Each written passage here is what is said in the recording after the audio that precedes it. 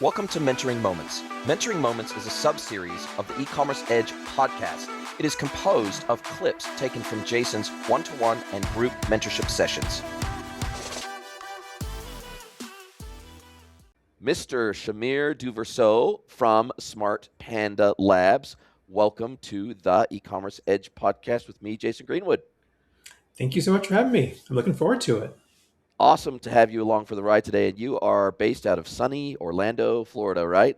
I am. In fact, it's We right were now. talking off air. We were talking off air that the last time we were in Orlando, we really enjoyed it. We didn't do any of the theme parks, but we went down to Universal there, where they've got the Universal City Walk there, and you Yep. can do the whole right on the waterfront there, and then you're opposite this big, I think it's a chocolate factory or whatever it is, Mhm. or whatever it is. You can see the roller coasters from the waterfront there. Orlando's a pretty special place. It was our first time ever being there. We rode the giant Ferris wheel there, and That's good. we did a couple of other activities in Orlando, and it's a pretty cool city, isn't it? It is. Yeah. It grows on you. It's still very much dominated by the tourists, but it's a good. It's a cool place. Yeah, we love both Orlando and Miami. We Mhm. really enjoy Miami, but we found that Miami is significantly more expensive Yeah. than Orlando for sure. Yeah. 100%. Listen, we're not here to talk about our respective cities, but we want to talk about Smart Panda Labs and what you guys do. But before we get into that, why don't you tell us a little bit about your history with e-commerce? You have worked for literally some of the largest businesses and brands in the world: Southwest Airlines, NBC Universal, Walt Disney, Marriott, in senior digital and e-commerce roles. So it's not like this is your first rodeo, but you've been running Smart Panda Labs for over 16 years now, co-founder, MD, chief strategist of Smart Panda Labs. But tell us your origin story of how you got into e-com. Yeah. So e-com is one of those things that kind of snuck up on me as it was sneaking up on the world. When I started my marketing career back at Southwest Airlines, I was a product manager over vacation packages for actually Florida and California. And that was at a time when e-commerce was still pretty new. So we had a website and we were selling packages online. Southwest.com, well-known, long-standing kind of e-commerce giant, was also really taking the lead in that role as well. And it was one of those times where organizations were really starting to figure out, hey, I guess this internet thing isn't going away, so we probably should focus more energy and effort on it.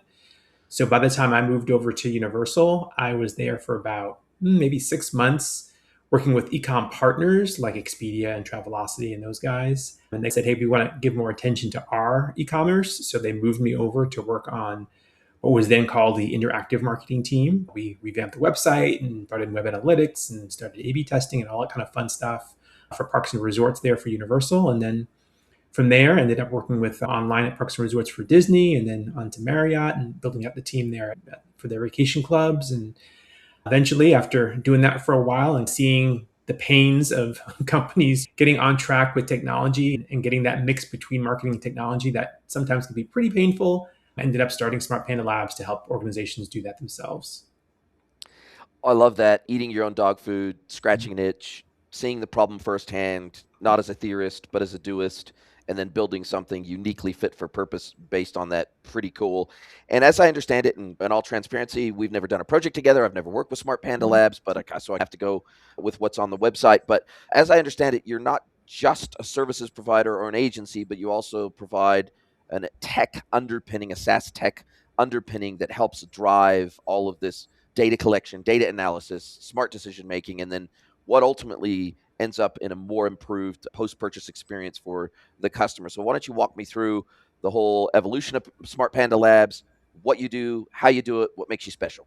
Yeah, sure, no problem. So when we first started out, we were actually full service, as you are when you start out. And you want me to pick up your dry cleaning? You want me to shine your shoes? Like, what do you need me to do? Whatever's going to pay the bills. But after a while, we figured out, okay, what works, what doesn't, what do we enjoy doing, what are we good at doing? And what we ended up really landing on was focusing on kind of what we position as the post-click experience. So less about advertising and SEO and those traffic driving initiatives, which are super important, but really more about where people make decisions in that process, how people are dealing with their fears, their uncertainties, their doubts in the purchase process, and how we begin to address those, both from a user experience standpoint, but also from a psychological standpoint, and of course, leveraging data to do that. So we really started focusing our services around that. So both customer experience optimization, so understanding that whole kind of website, landing page, commerce funnel flow, and everything that happens even after purchase. But then also those different digital touch points, so email and SMS and app pushes and things like that, and how those communications are going out. So what we end up helping companies do is leverage their existing marketing technology to get the most value out of it, to be able to deliver those experiences, help them produce, help them measure, help them iterate on those experiences, and make sure that they're developing a flywheel that adapts with the market. As people are in flux, as competitors are in flux, we're helping them to be able to measure and make those kinds of tweaks and turns and changes so they can keep up with the market and continue to adapt and make sure that experiences meet the need of people who are trying to become and who they're trying to retain as customers. And do you do that largely through services or a platform, technology? Is it both? Is it a combination of, is it like a end-to-end white glove service that you provide? And would you, if you had to put sort of your services into a bucket, would it be broadly CRO, conversion rate optimization? Is that kind of where conversion rate optimization combined with, I guess, some elements of retention marketing as well? Is that kind of where you'd classify yourself? Yeah, for sure. So again, the broader, bigger umbrella is the post-click experience, but in terms of more traditional, it's definitely CRO on the one side and then lifecycle marketing on the other side are the two pillars that kind of hold up that post-click experience. So how are you dealing with people who are coming to you, and then how are you trying to get them back and trying to develop a relationship with them and retain them through a life cycle? We do that primarily through services. We do, of course, leverage technology in delivering those services, but we really focus 95% of the time on leveraging the customer's technology. We really don't want them tied to us in that sense. We really want them to own the car, and we're just a driver. Help us, we'll borrow the keys from you and we'll drive you around, and we know where to go and we know the best places to take you and what to see and the sights. But in the end, you own the car. So it's really big from our perspective to help them leverage their own technology and get the most value out of that. That way it's very clean. They own the data. If something should happen and God forbid we end up breaking up, it's not like a bad breakup and they have to rip their data away from us in some way. They own it. It's their systems. They own those contracts. And we just kind of help them optimize and manage and get the best use out of those systems. I guess you also are targeting enterprises that are a little bit larger in size than SMBs. And so as a result of that, I'm guessing they almost always have some sort of MarTech, AdTech stack that they're running with, whether it's Klaviyo, whether it's some sort of on-site analytics tool, whether it's some sort of post-transaction pop-up tool, whether it's push notifications, whether it's whatever it might be. They would typically, I guess, at the scale that you target, they would have some sort of a tech stack already in place to help them drive some of these experiences. And so I guess you're then leveraging that existing tech stack as opposed to recommending wholesale changes to it.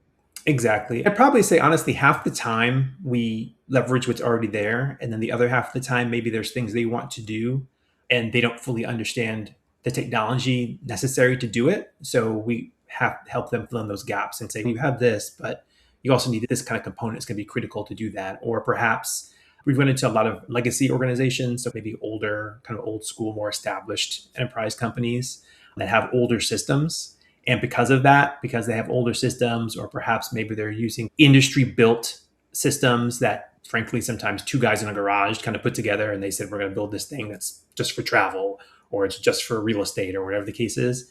A lot of times those systems don't really innovate the way that they should. So when the customer kind of comes and says, hey, I want to do that, I want to do what I'm seeing Amazon doing, and says, this system's not going to, it doesn't do that. And it's not going to do that anytime soon. So we're going to need to get something a little bit more robust in order to deliver that kind of experience. So half the time we're helping them find or fill the gaps on those systems and figure out what the right stack should be. And then the other half of the time they have the stack in place and we're just helping them, again, maximize the value from it.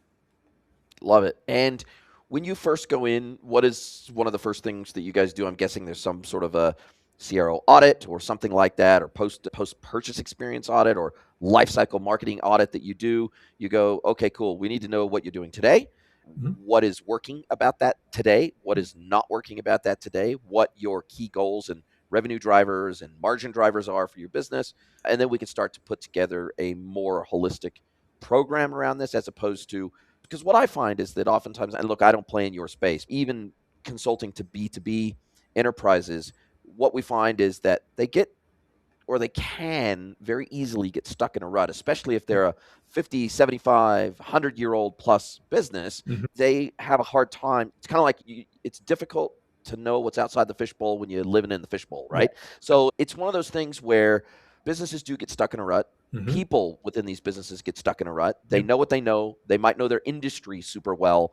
They might even know their target customer cohort or ICP super. Mhm. They might even be doing some sort of NPS or CSAT or some sort of regular polling of their customers, but they don't necessarily know what a program combined with modern technology will allow them to do Yeah. that they maybe could never do before, or at least we're only be able to do within the last 5 years, kind of thing. And especially with the advent of AI, there's things that these businesses can do to drive growth and drive retention that they might simply not be aware of. Is that what you find when you arrive in a lot of these businesses?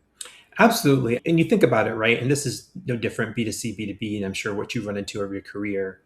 There's such a long and broad maturity curve in terms of where you can be. And for lack of a better way to illustrate it, it's like the curve constantly kind of gets stretched out longer and longer, right? As technology advances far faster than we can keep up with it and be able to leverage and use it. So we try to find out where at that moment in time they are in that curve. And then, okay, based on this snapshot in time, what are those gaps? Are they technical? Are they internal team issues in terms of collaboration and communication, those kinds of things? Are they strategic? And then how do we begin to fill those gaps? So sometimes, to your point, yeah, we do come in and we're assessing more the technology. Sometimes we're assessing more the user experience, and we're doing more of a heuristic analysis to understand where are those pain points in the experience. Sometimes it's more really process oriented and understanding how are you working with different teams? How is marketing? How is product and IT? How are you guys collaborating? How are you guys working together in terms of what the end experience ends up being? Because that post click part of the experience is so complicated, it involves so many teams because it touches marketing, product, IT, data, creative, brand, right? Just to name a few. Supply chain gets involved, legal gets involved, right? Everyone kind of touches that. So it becomes such this conglomerate of all these different departments that oftentimes the problem it's not necessarily the user experience per se, or the core problem isn't necessarily technology per se. It's collaboration and communication that's preventing them from being able to deliver a positive user experience or to properly leverage the technology. So a lot of times that becomes the issue. So it's really, again, where are they in that stream in terms of understanding kind of the challenges and issues and problems of delivering the kind of experience they want? And then once we kind of isolate that, then we can say, okay, here's the toolbox of things that we can do. We can help you from a strategy standpoint. We can help you from a production standpoint. We can help you from more of a management optimization standpoint, more of a reporting and analysis standpoint, right? So where are the gaps that need to be filled, and then how can we come in? So our engagements end up being very customized, very bespoke for that reason, because they're larger organizations and their needs can be very particular just based on their maturity, the maturity of their teams, as you mentioned.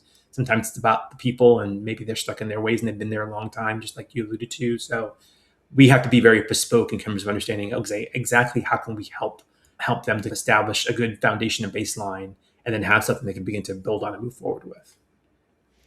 Yeah, and I think it's particularly challenging if you're talking about, for example, I have a family member down in the ANZ region who works in marketing for a large multi-brand hotel conglomerate, and they effectively have an internal. It's almost like an internal agency. They're Yeah. employees of the company, but they service all the brands and sub brands of the parent company. So when one of the brands wants to run an email marketing campaign, they effectively send the brief to the head office. The head office does all the creative, they do the scheduling, they do all of the campaign integration across all the different formats and touch points and channels. They try to organize everything centrally and execute everything as centrally as possible, but sometimes there needs to be integration. And usually each individual sub brand will have some sort of a marketing manager that is running marketing, but they're working with an in-house marketing capability. And I guess what he's found, and I guess what many people find, is that by definition, that creates certain silos within these businesses that Mhm. makes it difficult for for the parent to get a really granular, holistic view of everything that's happening with Right. lots of moving parts within the business and in multiple geos, multiple currencies, multiple languages. It just starts to become a beast to try to keep those unified and have a single view of the performance data. of those types of campaigns becomes really difficult. And to even start to understand the ROI on a given campaign starts to Mhm. become really complex. And Yep. is that the kind of thing you run into a lot when you get into these businesses? Even if they have a level of internal capability, it's hard for them to get a pan organization view of what the hell is going on. Absolutely. You end up building teams and services like that based on demands of the business, as opposed to anyone taking a step back and saying, okay, like, well, before we start talking about people's demands and checking things off the list, what are we trying to do here? What is it that we're trying to accomplish as a business, as an organization? How are we reflecting that from a digital standpoint? And then how do we want to execute that holistically? And then, so it becomes, do you have an internal agency that's more kind of just like a bunch of order takers? And your job is just simply to execute on these requests, on these briefs that get submitted to you? Or do you have more of a center of excellence whose job it is to say, hey, look, we're the brain trust here. Give us everything you're trying to do. We'll look at the bigger, broader picture and kind of say, how do all these pieces of the puzzle all fit together in a way that serves the needs of the higher level organization? And then once we understand that, how does that therefore tier down, and how do we deliver that on a brand by brand or a geo by geo basis? So it's a thinking, is it bottom up or is it top down? And how are we thinking about that and organizing that? But because we're marketers and we like to do things fast, and unfortunately we like to throw crap at the wall and see what sticks, it ends up very quickly becoming, we just need order takers and we just need you to do this. And we We just just need need this you to campaign out execute. and we need this email sent and we need this web page up and so forth. And so you end up developing a team, either purposely or just falling back into it by accident, of order takers who are just executing things. And then you end up very siloed and you end up very fragmented, and processes become a mess. Measurement becomes a mess because everyone's just doing their own thing, because it's more about speed than it is about quality. And that's what we end up seeing probably 90% of the time when dealing with an organization, right? And it's okay, how do we begin to pull out of that? And we're not going to do that in a day or a week or a month or even a year, right? It's going to take time, but we're going to need to start somewhere, and we need to pick somewhere and start, and then move that, and then hopefully start to evangelize that and try to develop a different culture that kind of moves the organization in a better direction. And I guess, for example, to your point, the corporate entity, the holdco, if you will, for example, one of their strategic directives might be increase the amount of our guests that join our loyalty program. Like that Mhm. might be, they might find that, okay, cool, our guests that are part of our loyalty program, they spend 3x more, Right. their nights with us tend to double. Right. They tend to stay loyal to us across geos and across currencies. They might have determined, just looking at their cohorts, their customer cohorts, that, hey, look, it's worth it for us to spend a little bit more in terms of customer acquisition if we can get that customer to join our loyalty program and give them enough perks that it becomes an absolute no-brainer for them to join, because the long tail value to us as a company is so high Right. that the ROI, the LTV is so high that basically it is worth it to us to do almost anything to get new customers into our loyalty funnel, for example. But if everybody on the marketing team, if everybody operating within the individual brands, if they don't understand that and they don't have that holistic view of what we're trying to achieve overall, then they can't start thinking through the lens of, okay, cool, what can we deliver as an individual property or Yep. as an individual brand or whatever it is? What can we deliver that really adds to the value proposition of our loyalty program? And how can we best market that value through all of our channels and our touch points? So I guess to your point, strategy has to come from the very, very top, but the execution of that has to be pan organization, right? And so I guess bringing additional transparency to what our biggest goals are, our biggest rocks that we're trying to break are, until we have that, and if we just expect the people in the trenches doing the doing to just execute, then Mhm. you're probably not going to get the best out of your people, no matter how talented as individuals they may be, right? Yeah, 100%. It's funny because you almost want to frame your team in, right? It's almost like you want to put these, like, these two, I don't know, two fences around your team and kind of let them operate in between. And the one fence, as you mentioned, is that strategy. It's the overall direction, and how is that coming from the corporate level, and how is that being communicated to the team? How is it being translated into their kind of individual brand or product or geo goals, right? What they're being measured against there, and how do those things roll up? But then on the other side of that, the kind of the other barrier, so to speak, is how are they also getting the tools to measure what they're doing? and to measure in such a way that the measurement matters up to those same goals. So it's one thing if if you're giving them data and you're saying, hey, this is how many clicks you generated, or even something as simple as here how many purchases or how much revenue you did. But if they're not seeing, well, how does that translate exactly as you mentioned, the ratio between CAC and LTV, like how are we translating that into those higher level metrics that the corporate level really cares about? If they're not seeing that, then they can't be bought in to say, this is how what I'm doing impacts this other thing. Therefore, this is how I need to adjust what I'm doing to have a better net impact on this other thing. If it's just, hey, my thing, I did my campaign and generated this much revenue and great, I'm on vacation, but yeah, you lost market share or the campaign wasn't profitable, right? Because your discounting was too heavy. So there's all these other things that's like on paper, you may see what the metrics that you're seeing and you think it's great. But then when those roll up on high and finance gets a hold of it, it's just, this is a mess. This didn't help anything. Like this puts in a net negative direction, right? So it's those two kind of fence posts, so to speak, that really need to exist on a higher corporate level. And then as long as those are there and they're visible and they're transparent to everyone, now everyone can operate within that because now they can look and say, okay, that's the strategy we're looking for. Here are the measurements. Here's my dashboard. Here I'm seeing these important metrics. Great. Now that I'm framed in, I can operate within that, always knowing I can look to my left and to my right, and I can see these are the things I need to kind of keep focused on to keep moving forward. And where are you finding the most rich and fertile ground for your services, your understanding of the technology landscape? Is it full on retail, e-commerce brands that are selling physical goods? Is it service providers like the dentists, the lawyers, the doctors, whatever it might be, who have a clinic or whatever it is, and they're looking to drive more demand through digital channels, maybe more bookings, maybe more outreach, inquiries, whatever it might be, that then convert into customers? Is it like the big hotel chains? Is it the local ice cream chain? What is it? Where are you finding that?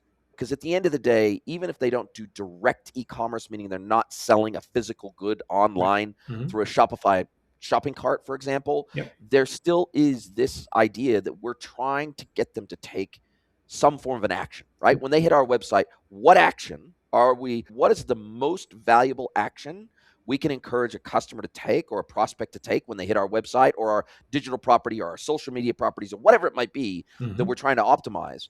What is the action that derives the most value for our customer and for us? And how do we encourage them to take that action? Yep. And how do we break down the barriers to them taking those actions? And so, where are you finding the most fertile ground for you to do your best work?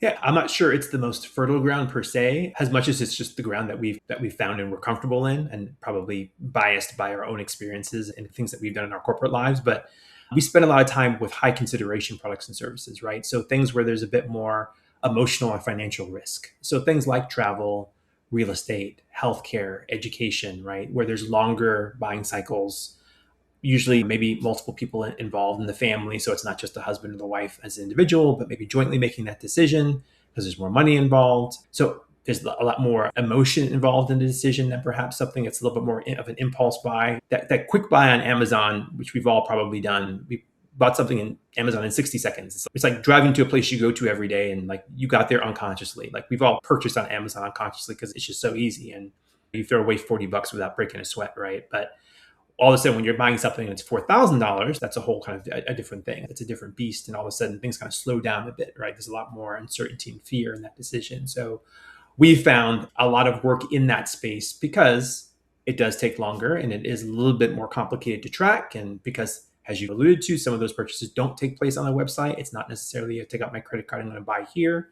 For example, in real estate, oftentimes you're generating a lead and then someone's talking to a real estate agent or a leasing agent or something, and then they have to maybe see the place, right? So all these other things have to happen. And now all of a sudden you have to understand how what you're doing online is impacting what's happening offline and get that full measurement because you want to drive quality, right? You'd rather drive 1,000 people and 100 of them buy than drive 100,000 people and 10 of them buy, right? So all those things matter a lot more in that high consideration space. And that's the space that we've found to really deal with because I think we're more comfortable with it because that's our background, right? We have those backgrounds in travel and real estate and healthcare. So we understand that mentality is a bit different than maybe the more typical retail mentality where the price of the item is a little bit lower and it's a bit more of a straightforward process than perhaps what you're getting with those higher cost items.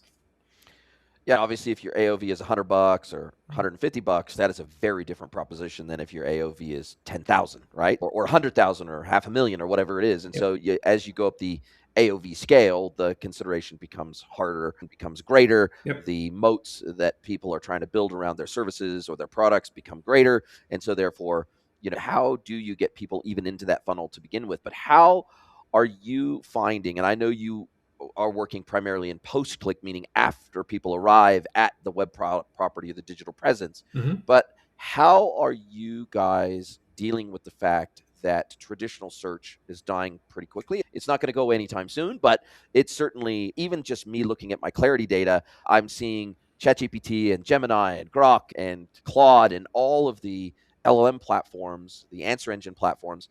I'm seeing them turning up very meaningfully in my Clarity data, in Mm-hmm. my Google Analytics data, et cetera, as a source, as a traffic source.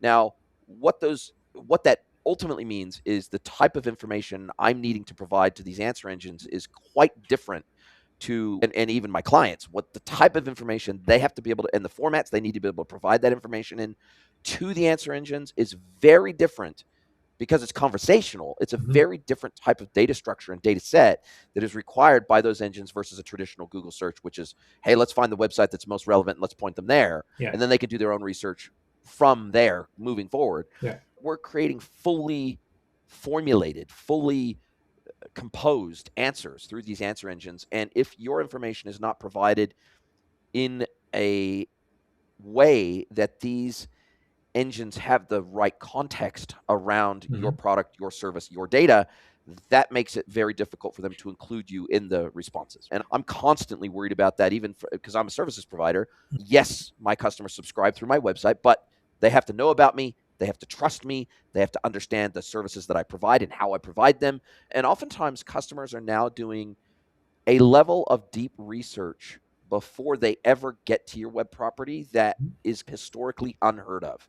And that, I think, is posing some challenges to the traditional ways of doing your digital marketing or on-site conversion, messaging, etc. And I know, for example, Mm-hmm. speaking for my wife, she does all of our travel planning for us, and we don't ever use a travel agent. Like, Mm-hmm. she is our travel agent. So Right. she is doing a tremendous amount of research on answer engines, on Google search. She's going to web properties. She's going and checking out reviews, and she's checking out ratings, and she's doing so much research before she ever books an Airbnb, or she books a hotel, or she Mm-hmm. books a flight, or she the amount of research she's doing is pretty phenomenal. Like the same level of research that travel agents used to do, but she's Mm-hmm. doing it herself. So Right. she's almost like doing an eval tour digitally of these Mm-hmm. properties before she's ever deciding whether it's a place we should bother going and is it worth the money. Right. And I feel like that is the direction that most consumers are going in, Mm-hmm. meaning that they're self educating long before you ever even know they're in market for your product or service. Yep. How is that impacting the kind of work you do with your clients?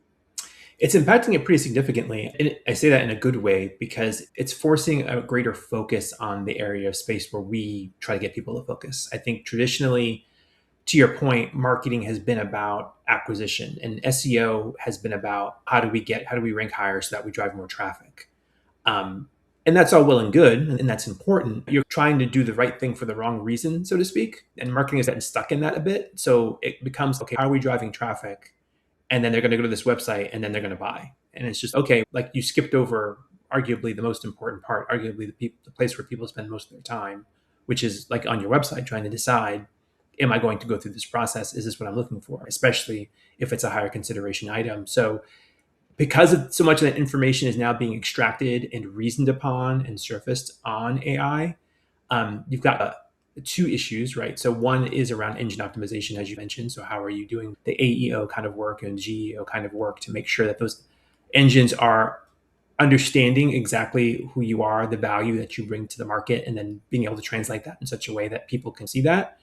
But then you've got, okay, so once I decide and I see this brand come up and it's served up to me, and I now go there, okay, my immediate psychological need is this relevant? Do I trust this? I need to validate what I've just seen on that particular engine, what I've just seen on ChatGPT or Gemini or whoever it happens to be. So now all of a sudden you can't have a whole bunch of fluff copy, which is what traditionally websites have. I need to have something more substantive, right? I need to have something I can, okay, yeah, this is telling the same narrative that I just got, right, from that particular search engine, from that, I'm sorry, from that AI result that I was just using to research. So that the quality of the content and what the content is communicating becomes more important, because now that becomes the validation step to say, okay, I can move forward and I can ultimately make this decision and move through this particular purchase process or lead process or whatever it happens to be. So I think it's super important because it forces brands to be able to say, we can't just ignore this. We can't just give them kind of fluff romance copy. We have to give people something that they're looking for, because essentially they're getting it off the site already from these engines. And if Yes. we're not continuing that story and giving it back to them, continuing that, then that's an opportunity for them to go somewhere else who is giving that and say, okay, this is what I read in the ChatGPT chat. This validates what I'm seeing on the website. I feel good about this. Let me go through this purchase process, and this is where I'm going to get my hotel room, or this is the attraction I'm going to book, or whatever the case happens to be. So I think it's really important. And I think it even further ties together some of the aspects of marketing that don't get as much love as they should, like brand. I think brand becomes even more important in this process because, again, ChatGPT is spitting out a list of information and it's throwing different brand names at you. What makes you stand out from the other one? It's like, there's an emotional attachment. It's still communicating to a human being. We're still emotional creatures. We make decisions based on emotions. We justify it later. So what is the perception of my brand? And when I see that and I say, oh yeah, okay, I feel good about Marriott. So that, yeah. So when it shows me I don't know, a Marriott, a Wyndham, and a Hilton, I feel really good about Marriott's. That's a good brand. I respect that brand. And now it pushes me in that direction in my research, because if this is what it's given me, what reason do I have to pick one over the other? And a lot of that, it's going to be emotional. It's going to be brand oriented. So there's still huge opportunities for the things that we've always done in marketing to play a role. We just have to understand the role it now plays in this kind of larger experience and process, and then make sure that we're adapting to that we're iterating, and then we're keeping up and allowing that to move us through that decision-making cycle that we're really focused on. And my take is that, and my sort of gut tells me that any of these large global brands, or at least regionally strong brands and businesses that have super strong, super deep SEO skills and capabilities, and so therefore they've always performed well from a technical SEO standpoint for 1, 2, 3 word phrases, landing pages, etc., that were tailored specifically for Google and have needed to be tailored for Google for the last 20 plus years. Right. It feels like that now actually puts them at a disadvantage in a very different narrative-based, storytelling-based environment. So they have so doubled and tripled down on the need for technical SEO that they have forgotten the ability to storytell in a compelling narrative style way. And that's exactly the type of content that because when I'm conversing with a Gemini or a Grok or a ChatGPT, I'm not asking 1, 2, 3 word queries like I do in Google. I am giving them all the nuance. I'm telling them, okay, I've got 3 weeks. I'm going here. I'm going there. I'm going here. This is how long I'm going to be in each place. This is the type of things that me and my wife like. Make a recommendation for us of where we should stay, the top attractions in the region for a day. Here's our budget, and go and do it. And so I feel like the overemphasis, as I see it, on SEO for the last 20 plus years has actually really stunted the growth of true deep narrative storytelling capabilities in these businesses. Is that something you have also bumped into? Absolutely. I think it's so easy to get lost in the tactic, right? That, again, you lose sight of the broader context of what are we trying to do and how and why are we trying to do it. And it has become so tactical. And so we need to rank for this keyword. And it's just, yeah, okay, like I get you need to rank for this keyword, but like to what end? Because you want people to believe there's some association between you and your product or your service and this keyword. Well, great. So now you've ranked on it. Congratulations. When they click on that, are they immediately getting that association between the product and service and what you do? What's the value proposition? Why should they value what you're providing with regard to that product or service more so than a competitor and the other options they're getting to? So those things get skipped because maybe the SEO team does their job and they say, hey, look, we're driving traffic. We're good. We've done our job. We got clicks here. and then it's not converting. And it's just that's not my problem. I'm ranking. Like it's not a rank issue. Like I'm ranking. Again, you're trying to separate these components of the oral experience in ways that consumers don't. Consumers don't care about that. To them, they want the story, they want the narrative. There's a reason that we as human beings respond so well to storytelling, because we like the fluidity of it. We like the connection. We like things to be smooth. We like things to be easy. So when we don't get that connection, that's when things stall. So one of the things that we immediately look at is, what psychologically are you doing to ensure that what you're showing to people is relevant to them, right? That they feel it's relevant, that they feel it's trustworthy, that they're being stimulated and motivated to take action, that they feel confident what they're doing, that they feel it's secure, right? These are all psychological needs that need to be met. And if we're not thinking about those psychological needs, which framing those needs in the realm of something like storytelling is very powerful and impactful to do, that's where people are getting lost in the shuffle. And I think, to your point, that's the danger of not looking at that the appropriate way as people move toward the less traditional, move away, I should say, from the less traditional kind of typical SEO. I'm typing 2 or 3 words in Google, which people still, don't get me wrong, there are millions of those kind of searches every day. But now on top of that, and with a shift, you're now getting, as you mentioned, those more complicated conversations effectively people are having when it comes to the AI engines and what they're doing. And now they're getting this more robust information now surfaced to them in a way that now I need some validation. If you're telling me this is the case, and you're telling me this is true about this product or about this service or about this brand, and this is being surfaced to me, and now I'm going to go do business with this product or service and this brand, how I'm now taking a story, I'm taking a perception about them, and I'm walking in the door of the store. I'm opening the door, the front door of the store, and I've already got this perception in my mind that, okay, this is what I think I need. This is what I've been told. And if I don't get that immediately met, if there's a disconnect between that, people don't do well with uncertainty. And like, you've created a disconnect. Like, this isn't what I thought I was going to get. Yeah, that's, and back away, right? And now let's go through door number 2. And now whoever out of those doors is able to say, hey, that story you just brought in here, let me continue it. You got through the first 10 pages of the story, let me give you the next 10 pages. And it's just, oh, okay, yeah, this all makes sense. This all jives. This is nice and easy. This is smooth. Those are the ones that are going to win, right? Those are the ones who are going to give the kind of experience that people ultimately want or are looking for, because they want it easy.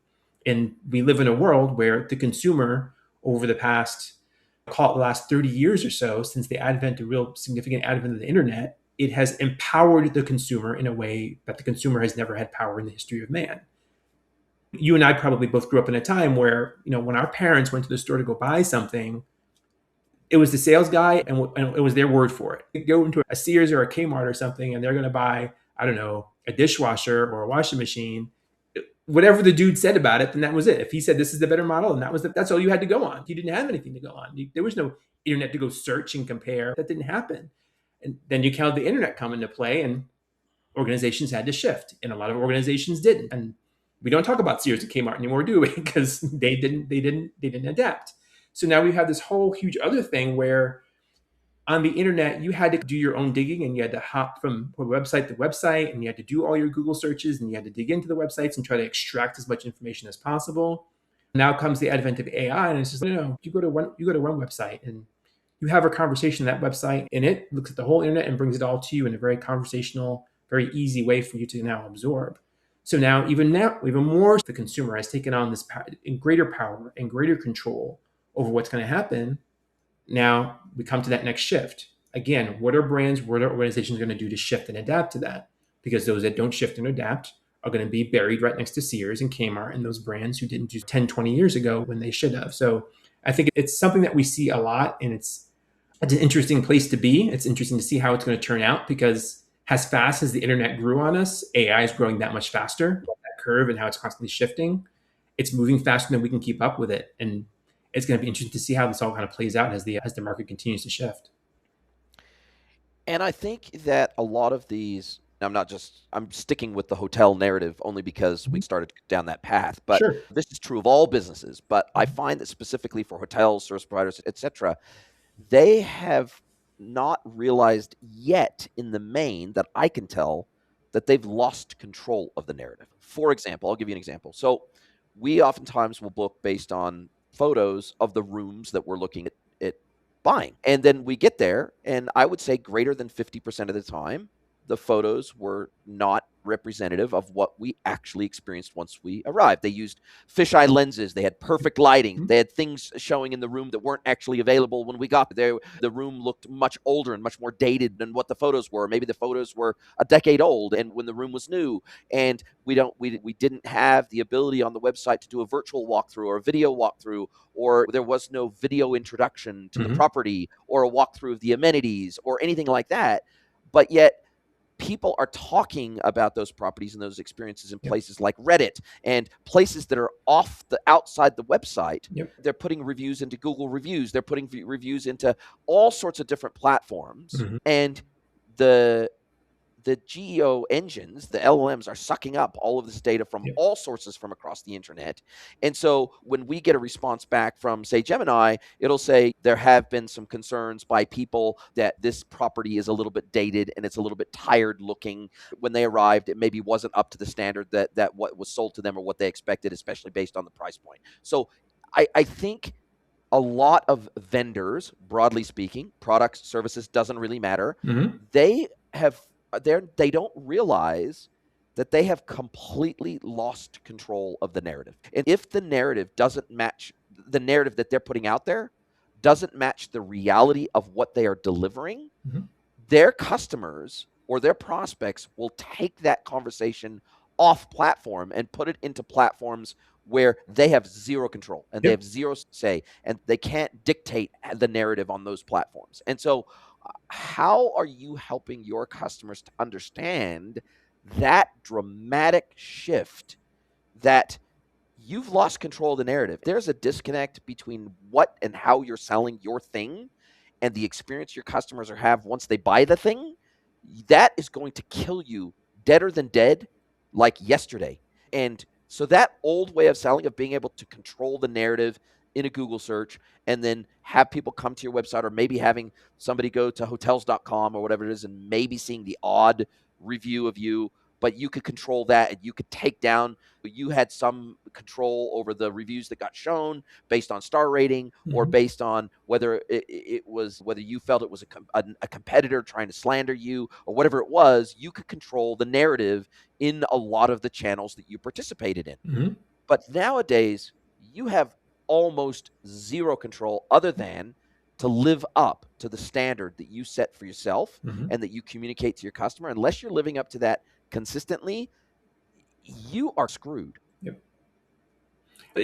One of the things that we try to help our customers, our clients focus on is the importance of getting a consistent pulse on how people are feeling about the experience, right? So what research mechanisms do they have in place?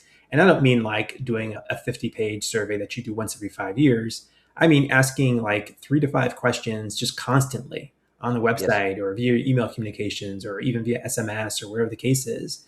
How are you keeping literally a pulse on how people are feeling, how they're interacting, what the struggles they're having are?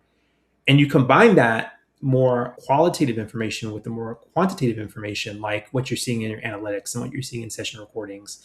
And all of a sudden, you're getting a pretty good picture of, okay, where are the frustration points? Where's the friction? What's the information people are looking for that they feel like they're not getting? How are they really feeling about that? Flip AI around to the other way. Organizations now have the ability to understand things like customer reviews and chat logs and customer service calls exponentially more quickly than they ever did before, right? To understand what is the sentiment that's literally out there in the marketplace. And now they have real customer information to react to and say, okay, how do we address this? How do we put a different experience out there? How do we experiment with that experience and see, is this causing a shift in behavior? Is this causing a shift in sentiment? And that's the challenge, right? It's having those processes in place to be able to get that sentiment, to be able to consistently measure that feedback, to put an action in place, and then to measure that action to see, is that actually happening? But that's got to matter to you, right?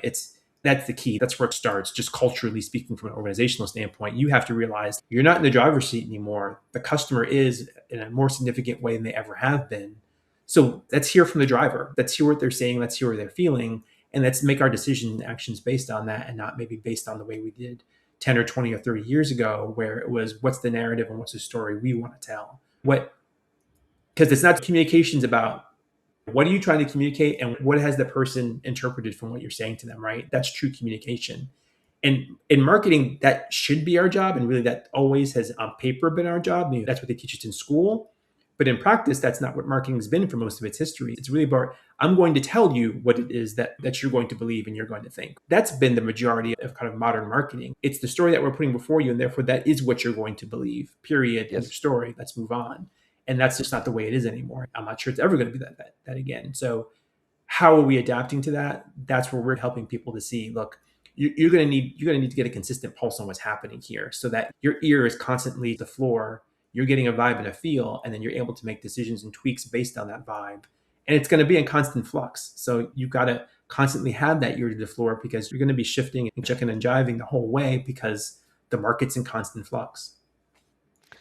And I think a lot of these businesses have forgotten the axiom that perception is reality. And they might think that they're creating a certain type of experience, but the way that their customers interact with that experience may result in a very different perception than what you think they're going to perceive that experience as being. And I think historically, consumers have not had that many places where they could voice their perception, where they could put it online and they could put their experience online and they could talk about that experience online in a very open, transparent way that gets indexed by anything meaningful on the interwebs. And so therefore, because SEO was technical in nature, not so it was objective, right?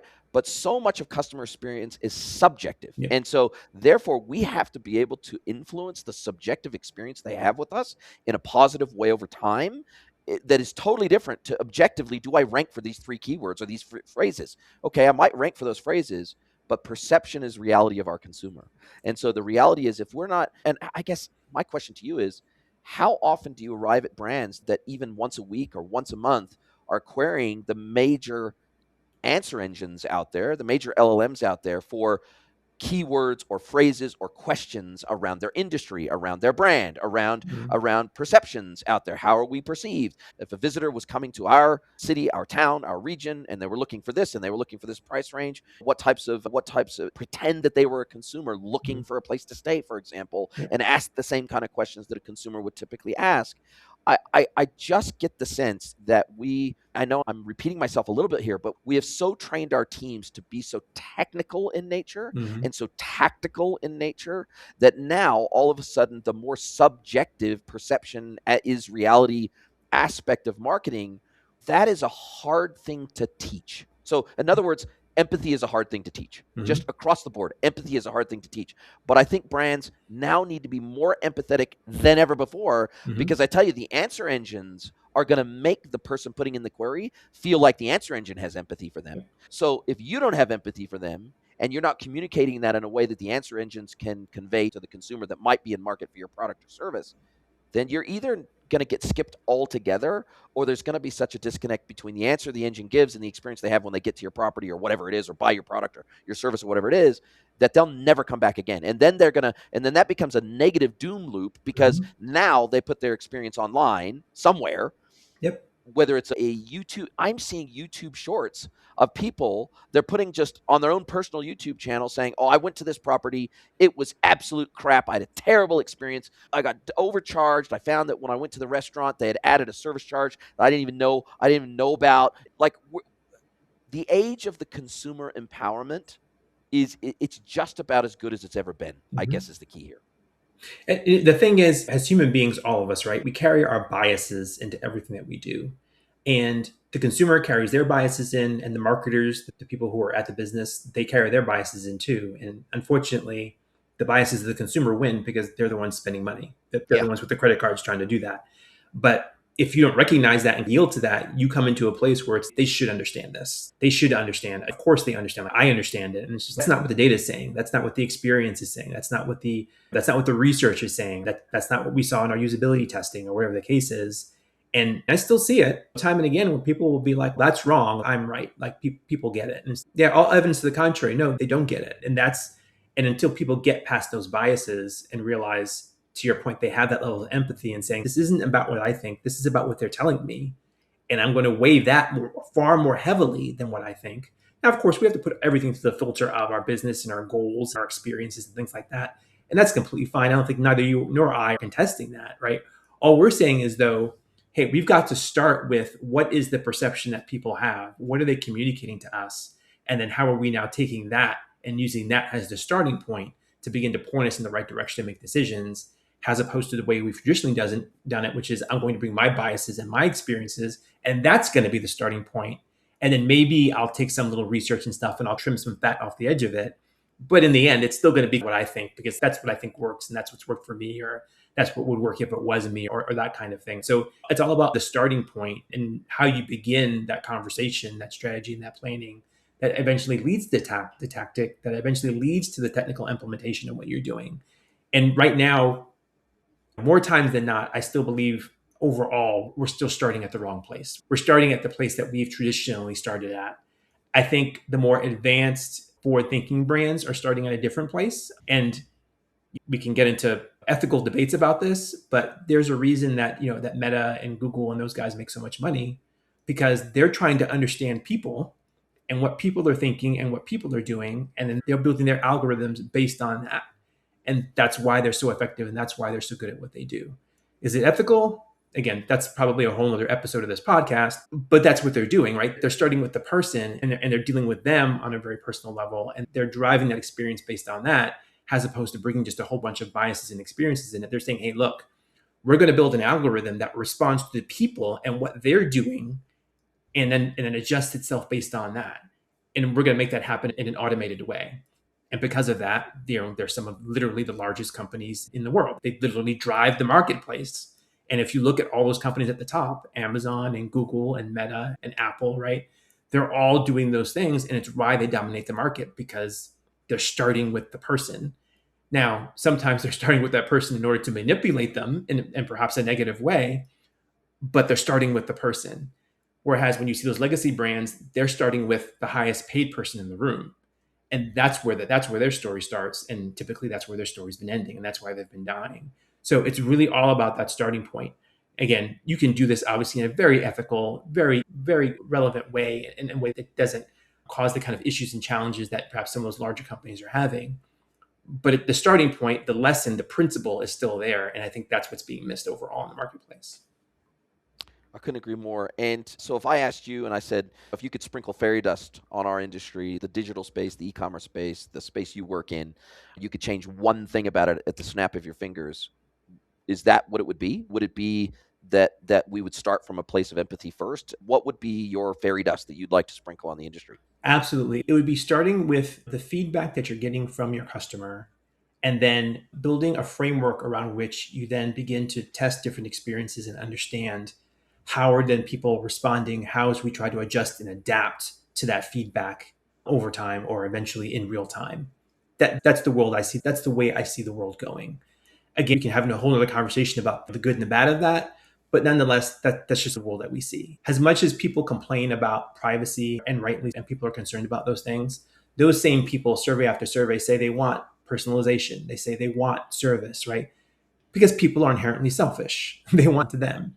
When I go to a site, I want to see the things that are relevant to me. I want to see what I'm interested in. I want to see what matters to me. So that personalized experience, that homepage that you go to on Amazon that says people like you brought this, or because you brought X, you're probably going to be interested in Y. Or when you go to Netflix and you say people like you like these 10 shows, right? We complain about that stuff, but we love it and we eat it up. It's why they keep doing it, because people want personalization, because they want the world to revolve around them. So when brands do that same thing, that's the fairy dust. It's just like, how do we create a framework and a structure where things begin to revolve around them? And now we're trying to better understand and trying to optimize and improve our experience to make sure that we're delivering on that. Yeah, my argument has always been, if people were that concerned about privacy, they wouldn't have a tracking device in their pocket 24/7, 365. It's all about the value exchange, and people are willing to give up almost any element of privacy if the value exchange is perceived to be good enough. Yep. And so we get so much value out of this little remote control of our lives called a smartphone that we're willing to give up almost every element of privacy to have that remote control of our lives in our pocket 24/7, 365. So couldn't agree more. If people want to get a hold of you and they want to talk to you more about this, I'll drop a link to your LinkedIn profile and to the Smart Panda Labs website. But other than that, how do you like people to reach out to you and have a conversation about all things customer experience, basically? Yeah, both are great avenues. One of the few wonderful things about having a name like Shamir DUVERSEAU is that if you search for me, you're probably going to find me. I'm not too worried that you're going to find several others. So whether it be LinkedIn, Instagram, our website, or just Google in general, you'll find Shamir DUVERSEAU. Don't worry, it's likely going to be me. So I'll be pretty easy to find out there. I love it. I love it. Now, as we do come down to the end of our time together, this is my opportunity to flip the script, hand the microphone over to you, let you ask me one question, any question you like. It could be personal or professional. Mr. Shamir DUVERSEAU from Smart Panda Labs, what is your question for me today? I'd love to know, based on what you're doing now and where you are working in the marketplace, where do you see yourself focusing in 5 or 10 years as the kind of the future unfolds? Look, it's super. I think even 3 years ago, it would have been easier for me to tell you that. I think AI is so dramatically changing and upsetting all the traditional norms of service delivery in the e-commerce space, whether it's an SI, whether it's a consultant, whether it's a platform vendor, everybody is being disrupted right now. And so what I'm trying to do is I'm trying not only to help my clients figure out how AI fits into their business Mm-hmm. and the way that they service their customers, Mm-hmm. but I'm trying to figure out how to inject AI into my own operational Mm. processes every way possible to make me more efficient for my on behalf of my customers. And so what maybe historically would have taken a 6-month engagement, I'm trying to shrink that down to a typical 3-month engagement instead. And so I'm trying to bring more value to my customers. I don't want to be just I want to be walking the walk, not just talking the talk around AI. And so I'm playing with Lovable and I'm playing with Claude Cowork and Claude Code, and I'm trying to build and develop, or I'm trying some off the shelf AI solutions for kind of almost every single function I do in my business in terms of consulting delivery to my clients. I'm trying to make that as efficient as possible. So they benefit from AI in their engagement with me just as much as I'm encouraging them to leverage AI in their engagement with Mm. their customers. And so I think that the traditional e-commerce interface that we've all come to know and love over the last 25, 30 years, within the next 2 to 3 years, that's going to completely go away, or at least it's going to be optional. I think the vast majority of web properties will either have just a completely conversational interface and you'll tell them what you're trying to achieve when you arrive there, or there'll be like a classic interface that the default will be just a conversational interface, Yep.